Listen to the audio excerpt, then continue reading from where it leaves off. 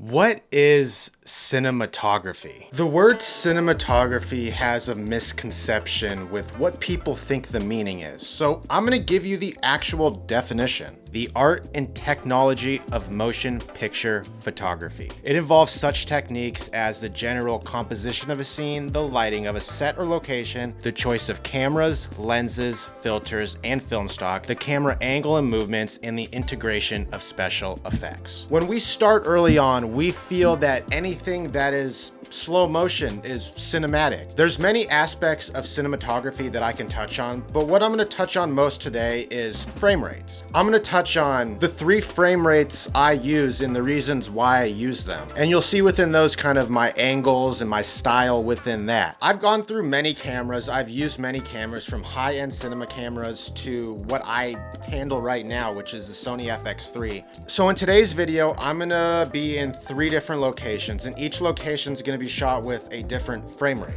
So with that, I'm gonna head on out and take this camera and put it through the paces. All right, so I'm taking the water taxi downtown right now, and it's my first time taking that. I usually drive, but I'm gonna try the water taxi out.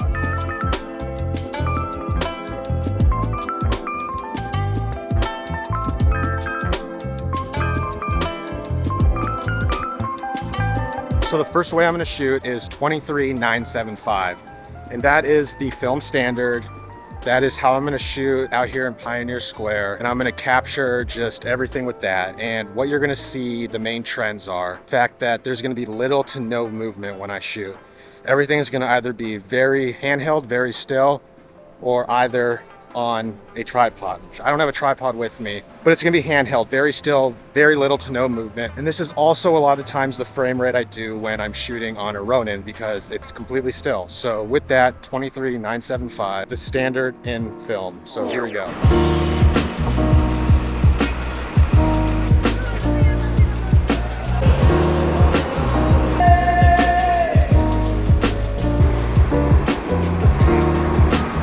So the way I shoot slow motion is with S&Q mode. And what S&Q mode is it's a slow motion within the camera that captures it all internally. And it captures it at a speed that the naked eye can't capture.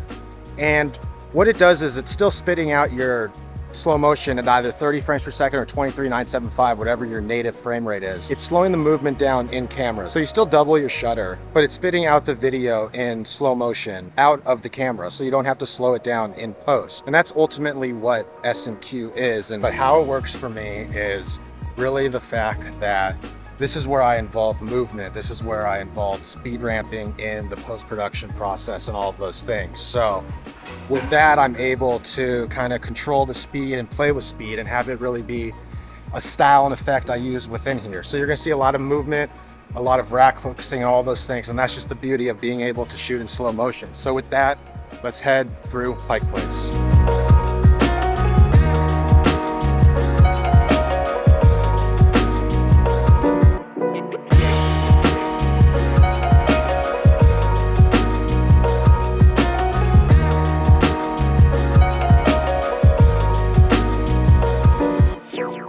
And then lastly, we're gonna pop the camera into 120 frames per second. And that is the slowest frame rate this camera goes in 4K. And again, the main focus with this is slow, focusing on movements, a lot of rack focusing, and just really focusing on speed and speed ramping and knowing what I'm gonna do in post. So really knowing I can control speed in this and really capture the beauty and the detail in the subjects I'm shooting at a very, very, very slow frame rate.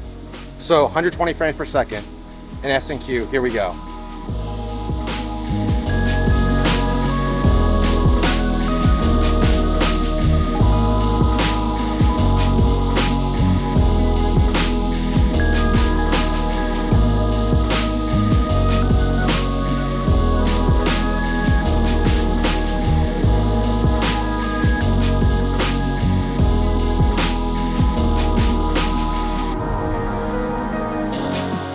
All right, so I hope you guys enjoyed this video on how I use frame rates, if it's the native film 23.975 or S&Q at 60 or 120 frames per second. I really wanted to go in depth on more so how I use them and why I use them, more than kind of what they are. So my tip for anyone out there trying to experiment with frame rates, the main thing I have is just try them all out, figure out what you like, and then figure out the reasons you use specific ones. I say it all the time, always have a reason for why you're shooting something. So with that, if you enjoyed this video, let me know down in the comments. I'm really curious if you guys enjoyed this type of video because I enjoyed making it, just being able to walk around downtown Seattle and kind of just talk about my camera. So with that, make sure you hit that like button, hit that subscribe button. I'm trying to get to 10K subscribers by the end of the year. And with your guys' help, we can get there. And I'll see you guys in the next one.